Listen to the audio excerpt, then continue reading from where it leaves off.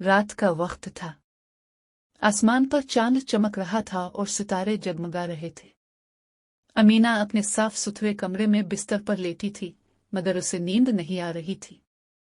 इसने आहिस्ता से कहा, अम्मी कहती हैं सोने से पहले दुआ पढ़नी चाहिए, मगर मुझे याद नहीं।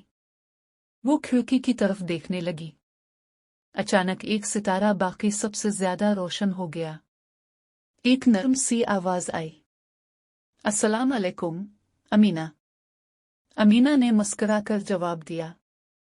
सितारे ने कहा, मैं नींद का सितारा हूं। मैं इन बच्चों के पास आता हूं जो अल्लाह को याद करते हैं। अमीना ने मासूमियत से पूछा, क्या आप मुझे दुआ सिखाएंगे? सितारे ने नरमी से कहा, बिस्मिक अल्लाहुम्मा अमूतु व अहया। अमीना ने दुआ दोहराई। इसके दिल में सुकून भर गया। सितारे ने कहा, अल्लाह तुम्हारी हर बात सुनते हैं और तुम्हारी हिफाजत करते हैं।